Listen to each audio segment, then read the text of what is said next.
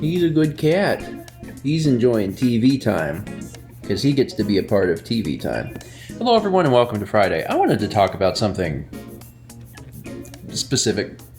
I want to talk about something that is always there for you, something that is tried and true. Because there are times we turn on the TV and there's not something in particular that we're looking for. You know, we've got some subscribed channels that we check out now and then. Sometimes there's not any content from those. Sometimes we're looking at the recommended and there's not anything there. And we are still watching Fruits Basket. But sometimes we're not in the mood to watch something that long. We want to watch something short, learn something, and we always turn to how it's made. I'm just curious how many other people have experienced this phenomena. Your recommended videos, they're just sprinkled in there. And it's probably because Mal and I watch almost entirely edutainment on YouTube. But like, we have got so many how it's made videos recommended to us. And it seems like there are infinite. There are endless how it's made videos. I don't think there's an end. I really don't. I don't know how many of these there are, but we have watched everything. It doesn't matter, like, how it's made videos are really weird because it really is like how it's made, no matter what it is, where it is, and the setting changes a lot because sometimes when they're doing how it's made, they're like, how it's made dog food. And it's like a really bougie, like, someone making it by hand themselves in, like, you know, California.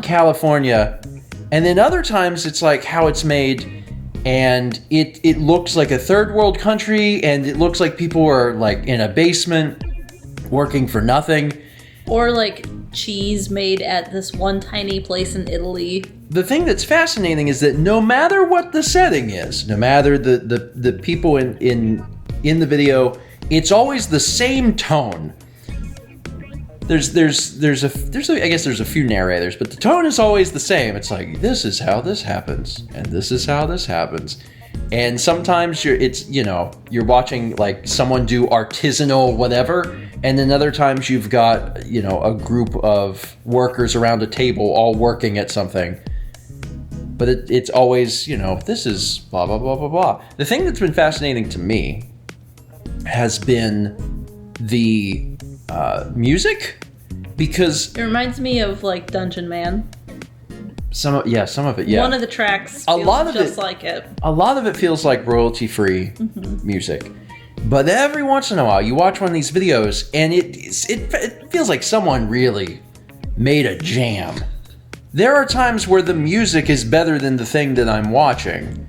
And it's not every video. It's like every once in a while, we'll be watching one and I'll be like, what is going on with them? Because a lot of the music's just kind of calming, but then sometimes it's like, yeah. And I'm like, man, I don't know, man. This is kind of a lot for, you know, golf balls or whatever. Like, I don't know if we needed all of this extra instrumentation. The thing that's consistently blown my mind, though, is how fascinating I find all of it. Specifically anything that has to do with like production lines and robotics. Maybe it's just because I was never involved in that world and I just don't really understand exactly how it works. But half the time when we watch these videos, I just think, how did we figure this out? How did we figure out? I mean, humanity's been around a while, so that's probably some of it. But like, how did we learn that we could make this product from this product? How? And then when you got the big production line stuff, how did we figure out to make a robot do all the stuff?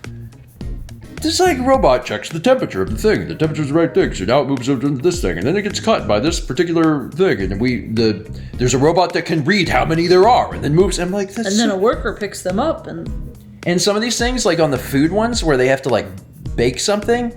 It's like it has to bake for a certain amount of time, so they just like make extremely long ovens that like go up and around. It looks like the world's worst roller coaster because it's slow and also it would cook you. And like this, all of it's extremely fascinating. And the problem is, I don't feel like I retain any of it.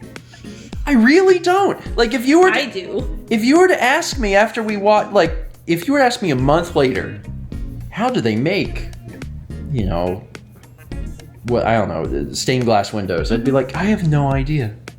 See, I've retained that. Have you? Mm-hmm. I feel like I'm paying attention. I really do, but it's just maybe I think we've seen so many that they're melting together for me. Like this, how you make a golf ball is not that different from a croissant, and I'm like, that's got to be about the same.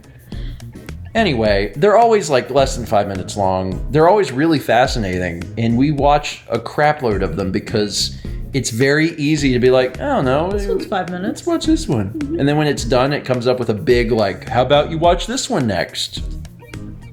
And sometimes we haven't finished our snack, and we're like, sure. Anyway, tell me if you watch these how it's made videos, but more importantly, tell me what is consistently coming up in your recommended videos, because I'm curious. Everyone's recommended are different, and I know someone out there has got the exact same recommendations as us, and the algorithm is just like tripping over itself. Like, I don't know, just keep feeding them how it's made. They tend to watch those. It seems fine. That's it for today. Thank you so much for watching, and as always, let's meet back tomorrow, shall we? You want to learn how they make blueberry turnovers? No, I want to see gemstones. Okay, pull that up.